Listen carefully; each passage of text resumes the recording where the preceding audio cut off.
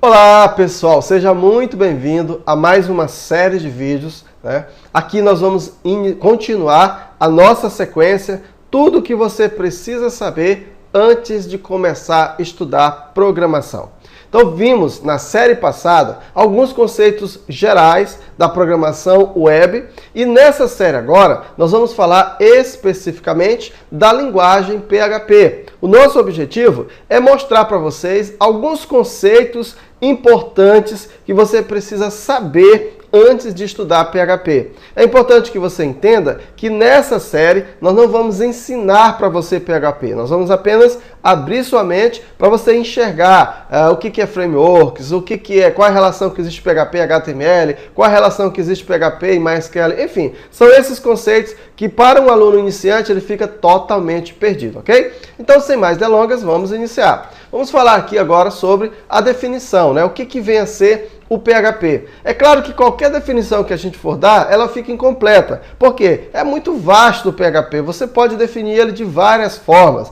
Mas aqui eu fiz uma pesquisa rápida pela internet e encontrei esse conceito que eu achei um tanto quanto legal, né? Ele diz o seguinte: PHP é uma linguagem que roda no lado servidor. É importante que você tenha esse conceito, ó. PHP é uma linguagem que roda no lado do servidor e permite criar sites web dinâmicos, possibilitando uma interação com o usuário através de formulários, parâmetros da URL e links. Então, com o PHP é possível você interagir também com bancos de dados e aplicações existentes no servidor, com a vantagem de não expor o código-fonte para o cliente. Tá? Esse conceito é um conceito que resume bem, né, o que vem a ser o PHP. E o principal deles aqui é você entender que o PHP roda no lado do cliente e ele também provê, né, sites web. Mas como é que isso funciona? Né? Como é que isso acontece de verdade? Tá? Então, vamos tentar entender primeiramente como é que ele funciona. Né? Na hora que a gente entende como ele funciona, esses conceitos eles ficam mais claros, né, para a gente. Nós já falamos na série passada, quando nós definimos programação web, nós falamos sobre duas formas de programar. Você lembra? Nós falamos de front-end e nós falamos de back-end. Lembra disso? Né? Então nós falamos o quê? Que existem as aplicações que funcionam no front-end, no lado do cliente, e existem as aplicações que funcionam no lado do servidor. Não é isso? Agora nós vamos entender, naquele momento nós falamos um pouco teórico, mas nós não nos aprofundamos muito. Talvez você nem tenha entendido direito. Vamos agora entender isso através de uma ilustração e vai ficar talvez mais claro para você. Então vamos lá. Primeiramente, vamos pegar o modelo client-side, ou seja, o modelo lado cliente. Como é que funciona?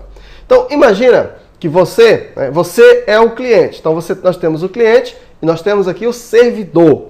O cliente é quando você, por exemplo, você que está acessando esse vídeo na internet, quando você está navegando no browser, você é o nosso cliente, ok? O que você está vendo aí está armazenado no lado do servidor. Digamos que você esteja na página MJIL, tá? Quando você clica no link qualquer, vamos supor que na página MJIL tu tenha um link chamado lista de clientes.html. Você clica nesse link. O que acontece quando você clica nesse link? Ó, lista de cliente.html. Quando você clica nesse link, esse arquivo HTML, isso eu estou falando do modelo lado do cliente. Esse arquivo HTML, ele está hospedado no servidor. A função do servidor é o que, pessoal? É servir. Muito bem. Então, se você está solicitando esse arquivo HTML, lista de clientes.html, esse arquivo é um arquivo estático, no formato de HTML.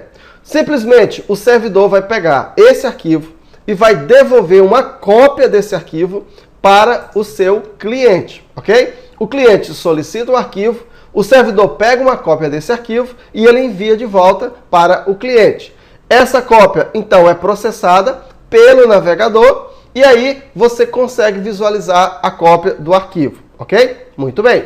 Só que tem o seguinte: no lado cliente, o que acontece? Quando esse arquivo chega aqui no lado cliente, ele simplesmente não vem, ele vem em forma de texto, é claro. Mas para que ele possa ser visualizado de uma forma melhor, com certeza ele vai precisar, né, de folha de estilo.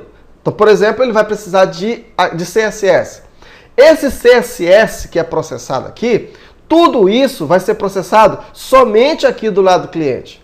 Para que você possa visualizar, para que você possa formatar. De repente você precisa de uma imagem, você precisa de alguma interação, por exemplo, com o código JavaScript.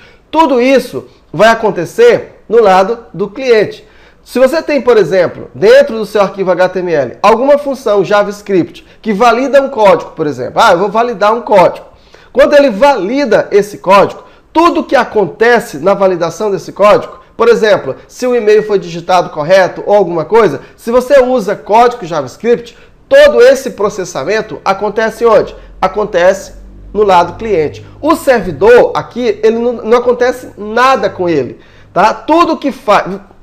por exemplo, se eu tiver 300 pessoas que solicitaram aqui o arquivo HTML, para essas 300 pessoas, a função do servidor é única e exclusivamente a de prover o arquivo. Ele provém o arquivo.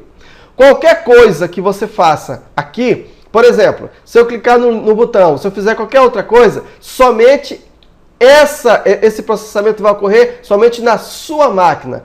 Tudo vai acontecer somente no lado cliente.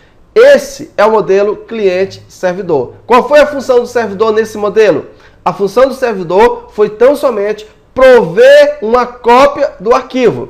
Se esse CSS precisar de uma imagem, o servidor prover a imagem. Mas o servidor não processa nada.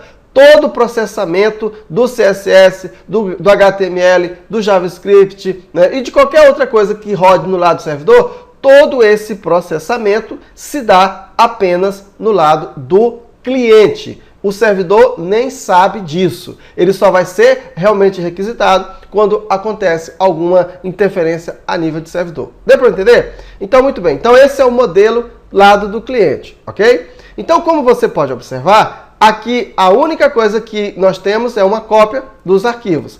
No próximo vídeo, eu ia falar tudo só nesse vídeo, mas acabei falando muito e ficou um pouco longo. No próximo vídeo, eu vou falar do outro modelo, o modelo servidor. Então, até mais.